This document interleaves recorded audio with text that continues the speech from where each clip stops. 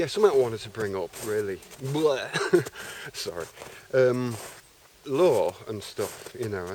I started learning law out of my own necessity to you know, understand and gain a little bit more self-empowerment. But I noticed that there's different legal systems in different countries. And in the Western world especially, you know, politics and religion, at least, you know, with the scriptures and stuff, are intertwined. And kingship and stuff as well, you know, and like monarchies.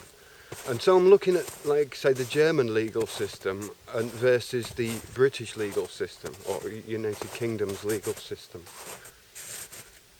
And the ideas of common law, statute law, and rule of law. Trying to work out what position does the, you know, what is a monarchy, you know, what is a parliament, and all of these things. And looking at the English language itself, and also looking at maritime admiralty law concepts, there's a very deep meaning level there. And I know a lot of people have watched maybe a lot of videos by certain people talking about the words and the banking system and commerce and vessels and berths and docks, all these different words. And there always seems to be this kind of crescendo at the end of the conversation about how it's all kind of satanic, or it's all to trick us. I'm not saying that's not the case, but you'd have to learn a little bit more about the nature of satanics and trickery to get to the bottom of that. In short, you know, the Luciferian idea is if you fool yourself, then it's you to blame, you know.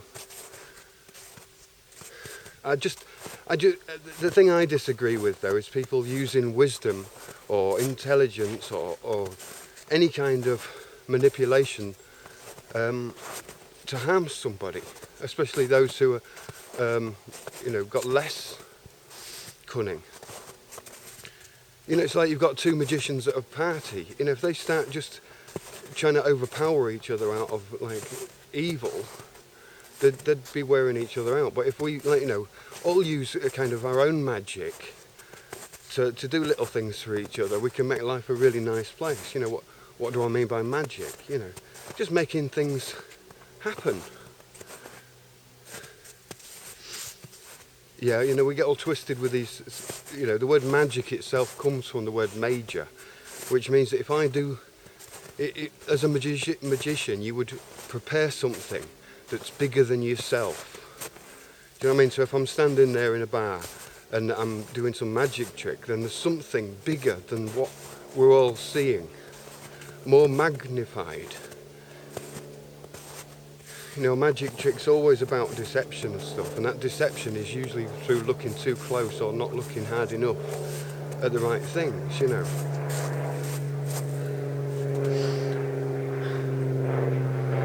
I don't know, maybe I've exhausted certain things. But looking through the maritime admiralty law, it's about, you know, maritime itself, marry, from the sea. Admiralty, admiration. States of, and all that lot. So, but the thing is, it's not necessarily the sea, ships like the ocean. It's really the waters. You know, go right back to the beginning of the Bible, before God even said, "Let there be light." You know, there was the heavens and the earths. And so that's mind and matter, really. You know, thought and matter. You know, the inner world, the outer world. You know, so at that point, hovering over the waters at that point meant, you know, the void, because obviously I hadn't created air and water, whoever he or whatever it is.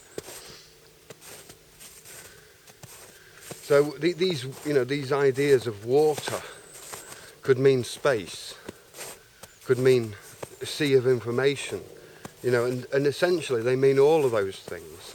Because we live in a fractal universe, because our words represent words of real things, to represent concepts that don't exist in reality.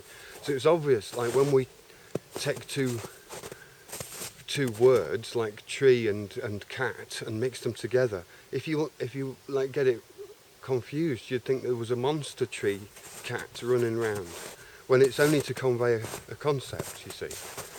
So the Admiralty Maritime language is generally taken words that we know as shipping words, you know, as captains, and use those as literal devices, concepts. And so it's all about context. You know, like if you're watching a film and there's a narrator, you know the narrator isn't in the film, and the people in the film can't hear the narrator. And so it's, as a viewer, as the audience, we obviously know that naturally, that it's now narration or now it's action.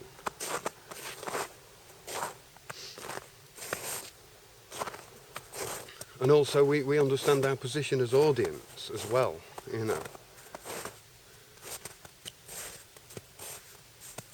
Or authors, or actors. Anyway, I'll leave it there. I think I've sort of covered. Yeah, Admiralty Maritime law, you know, and the fact that all law has to be done on paper, or it has to be written, really, because, you know, it has to extend beyond a man's life, or woman's life, of course. You know, when I say man, I just mean mankind, really. You know, this is another bit of a problem with the language, you know, the men and women, you know, and you know, you get a seaman. Do you get sea women? I don't know. Anyway, that's another topic. See you later. Cheerio.